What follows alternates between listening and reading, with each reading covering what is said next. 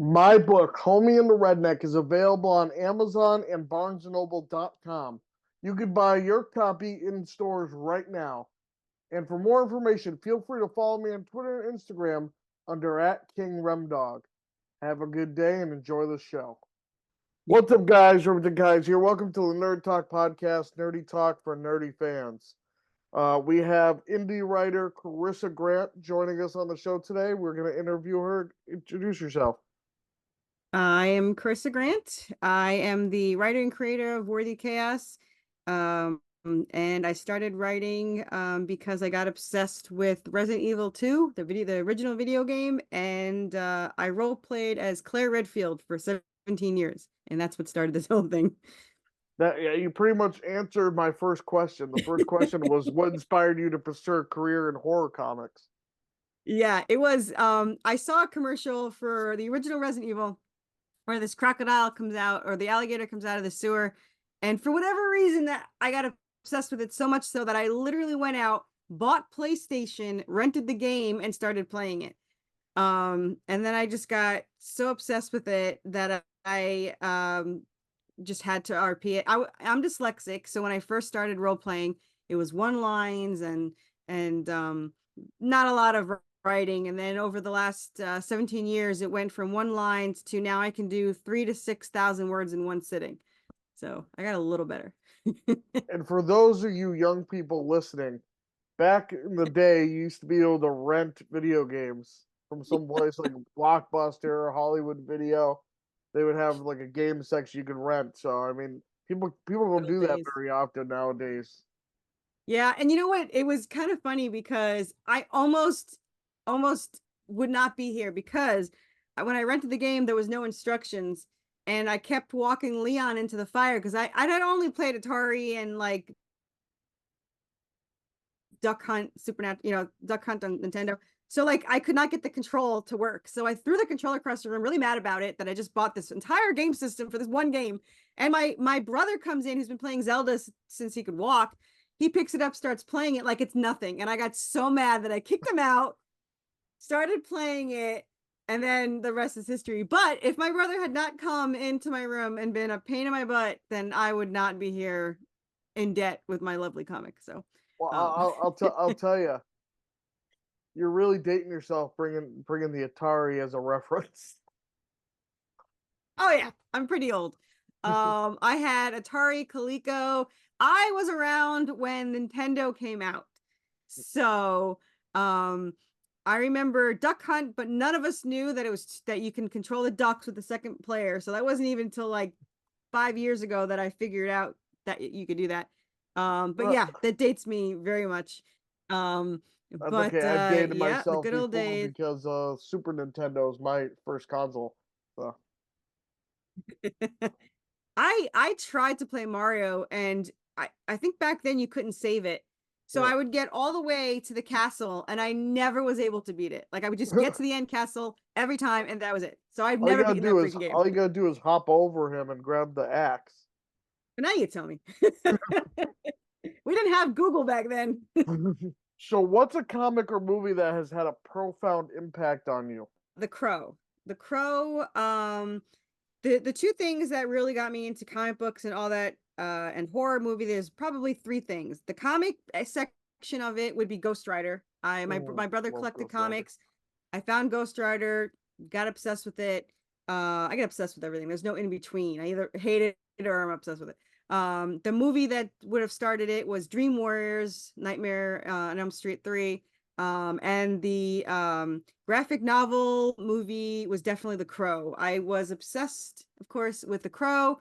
And when I started writing the scripts for this, I actually took out the graphic novel that I had of The Crow, which I have James O'Barr has signed, which I met him. He's very nice. And I want to cover for him so bad for my comic, but I wussed out and didn't think, like, I totally froze and didn't think to ask him to do cover. Now I can't get in touch with him or his agent. But yeah, those are the probably three things that so all of that, and of course Resident Evil. I will not watch Dream Warrior anymore. It scares me. That's one of the few movies that like legit terrify me. I saw it when I was 7. Oh, I remember, I don't think I saw the whole thing. My brother was watching it and I was on the stairs and I was like trying to see what he was watching. And the only part that I saw that I can remember is the marionette scene where he's got the vein. And for some reason that fascinated me. So I obviously have issues. But that was like the only part I remember. So that has always been, and I've actually have Robert Englund. Because in my comics, each of them has an Easter egg. And in the third issue, his sweater's there on one of the chairs. So I went to a con this year. Yeah, it was this year, and waited in line for 4 hours to get his autograph. And he actually kept a copy of my hardcover, which I really liked. He's like, "There's no way you wrote this." I was like, "Yeah, I did." So he Oh, kept a that's copy, awesome. but yeah, the only thing is like I love the guy, but halfway through the line, I was starting to hate him because he talks to which is really great but it's not you. He talks to Yeah. every person for like 10 minutes. So the line wasn't that long that it was 4 hours. And we were the last ones in the line. Me and two people behind me were the last ones. And they kept saying, "You're probably not going to get it because he's got to go to lunch." And I was like, "There's no way you're dragging me from this freaking table until I get my autograph." So we were the last ones. But like half an hour before they were going to end, they're like, "All right, you're probably not going to get it." And the two people behind me, like, "We're leaving." I was like, "You're not allowed to leave because you leaving doesn't help me. I'm still not closer. So you have to stay here." And we were the last ones to get it. So I was really happy with that. So That's awesome. yeah. How do you handle a stress and maintain a work-life balance? Oh man, not very well. Well, fortunately, I own my own business, so um, I used to be 5 days. Now I work about 2 to 3 days a week, mostly 3 days a week, which gives me more time. So pretty much all I ever do, I work harder, which don't tell my clients, but I work harder at my comic than my business that pays for the comic. So like, I'm always writing, scripting. There's over 100 issues written for this. Wow. And we're still writing. I wrote like 6,000 words last week, so we're still writing. Um, but 44 issues is series one. So that's what I'm focusing on. And what a lot of people don't know is, so as we talked before, issue 11, I started a year and a half ago. Issue 11 is live on Kickstarter, but we're in the middle of drawing 17. So we're like Wow. super far ahead. Yeah, we're super far ahead. And I love it. My wallet's not too thrilled about it, but I love getting the pages and I love having them ahead of time. But we're trying to get like the whole series done because um, I just need to see, the series done. Yeah. And issue 14 through 22 is my favorite. You're not supposed to have favorites, but that section's my favorite. It's all Resident Evil 2 inspired. They're trapped in a zombie infested city. They run into two survivors and they go through the city with them. So I won't let my artist slow down. I'm like, you have to keep going. Just hang in there is the best way.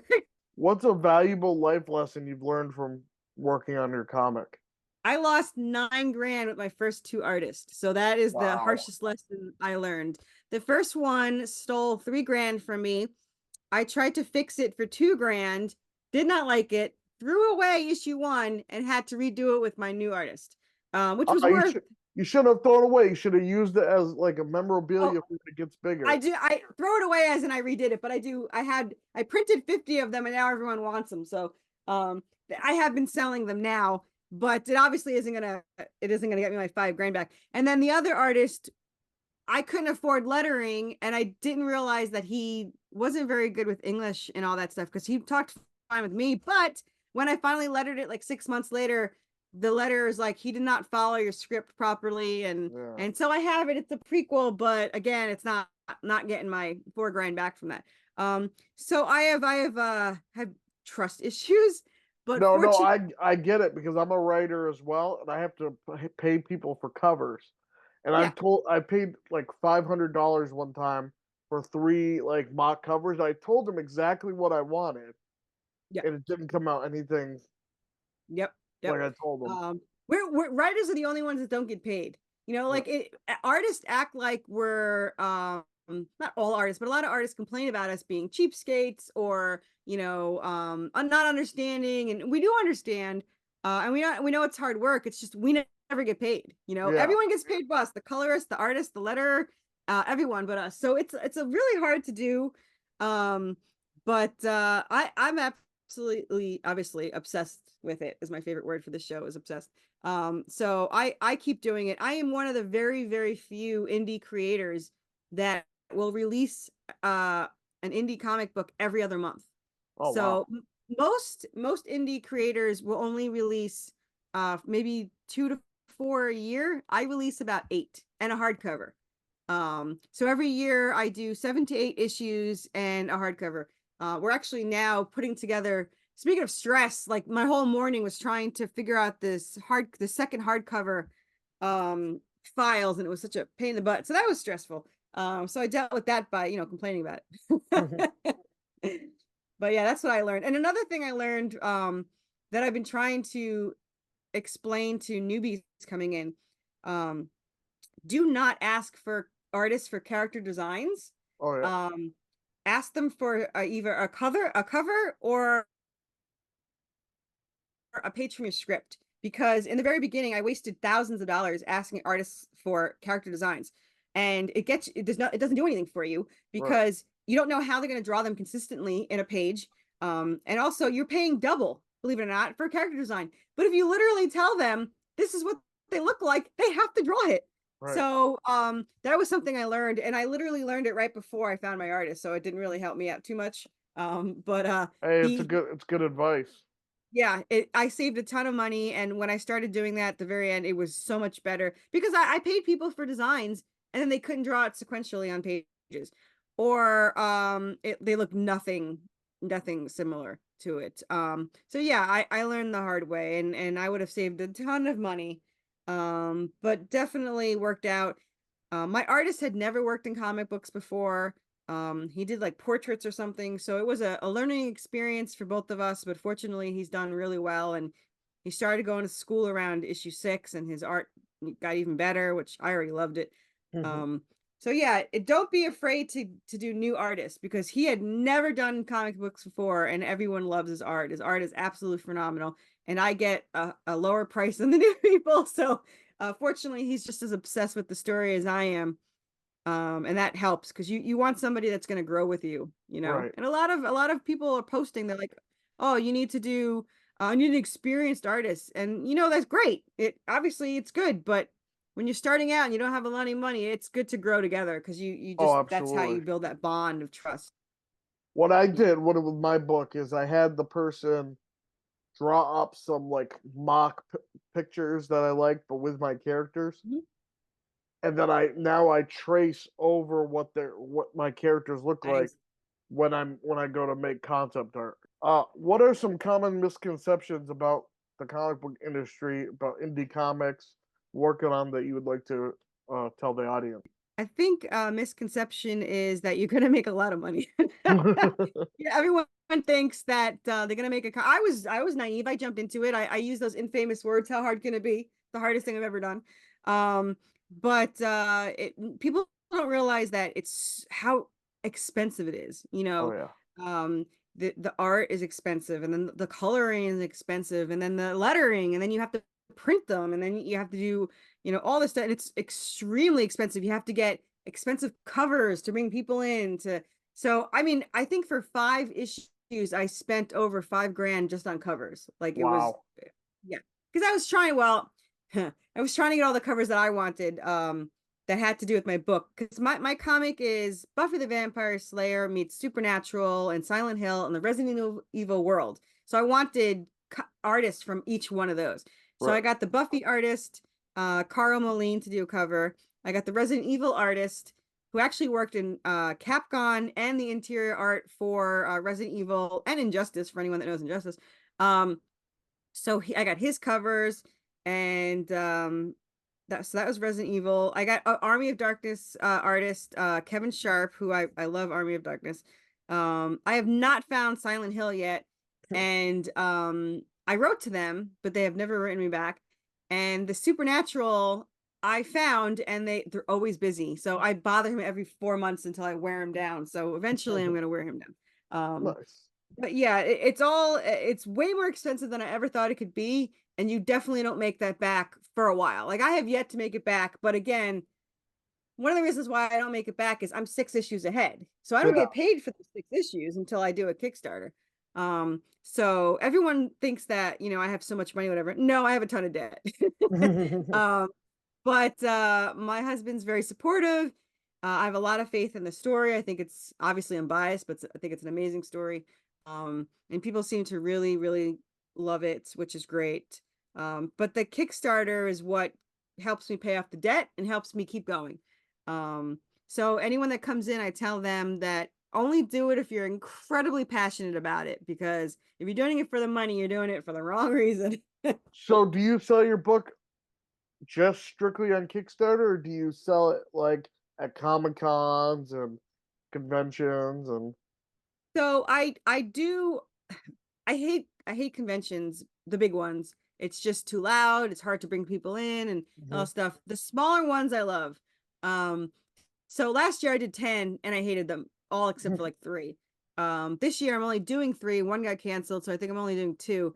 But I'm actually a guest for the first time this August for anyone that's near Tennessee in Knoxville at the Horror Con. I have my first guest spot at the Creepy Con, which I'm so excited for because they pay for my table and they pay for my food, and and I get a little banner and everything. So I'm really excited about that. So I did Nashville. I do Nashville every year, that con. This year I sold a lot of my hardcover. The hardcover sells really well. Awesome. Um, it's the first 7 issues. I only charged $39 for it. It's 222 pages, so it's a lot of people like that.